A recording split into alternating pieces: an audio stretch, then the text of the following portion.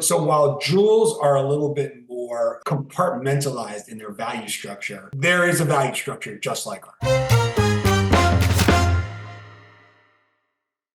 So I had a conversation with a jeweler recently. I don't know if I had this conversation with you. And one of the No, I things that think he so. said to me when I asked him, because again, he's a jeweler here in town. He is his family came down to Texas and was the diamond buyer for Neiman Marcus. Like their family was the only ones that actually came here. All the rest of them were up in the New York, area Sure. on Maiden Lane. But just chatting with him about my segment on art, and I had asked him specifically about, insuring it and some things about that of that nature. And he said, yeah, we're art dealers and jewelers don't see eye to eye on a lot of things. And, for me as a jeweler, I have overhead. And by the way, do not take any offense. I'm quoting.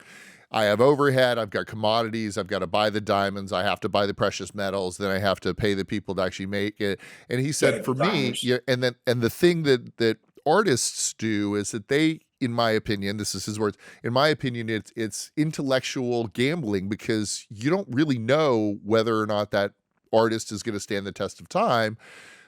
While with jewelry, yeah, ours is going to go to zero. You could find this in an estate sale for $100 or $200 if no one's paying attention after someone passes away, but you're able to depreciate the joy of that purchase over your lifetime. So you're not buying it Yeah, for the future and as an investment, you're buying jewelry for the right now. And maybe this is the kind of thing, like these types of art that you would put in your house sometimes could be that depreciable joy. yeah. I look. This is a good topic, and it's not an easily answerable one. But what I would say is, I don't agree that there's no sort of intrinsic market or value for jewels, because one, look at the gold standard that fluctuates daily. When markets are down, the gold market's usually up, and vice versa. Um, the other thing I would say is, when you buy a diamond, you're basing it on its flawlessness. It's no different than buying a good Jackson Pollock or a good Alexander Calder.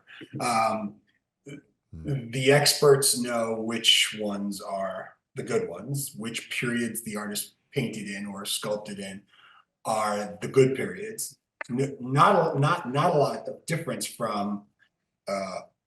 It's been a while since I got engaged, so I don't remember the lettering for diamonds. Mm-hmm. But there's a big difference between, say, an F and a G, or a F Right. and an A. I don't.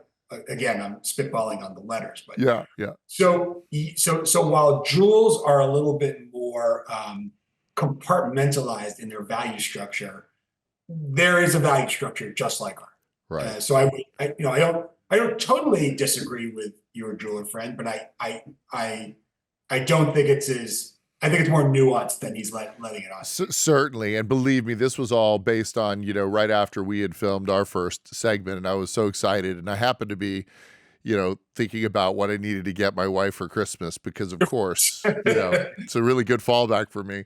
So, I talked to him about it, because again, these are two things that people of the ordinary world, jewelry and art, that we may categorize in a similar way, but clearly, just like somebody who doesn't know finance would think that somebody who's a portfolio manager has the same capability as somebody who understands insurance, right? So Right. totally different ballparks, but in average American mind, very similar. Hey, thanks for watching The Merge. We've got a ton more stuff for you to watch on YouTube, on Instagram, on TikTok, everywhere. Check us out.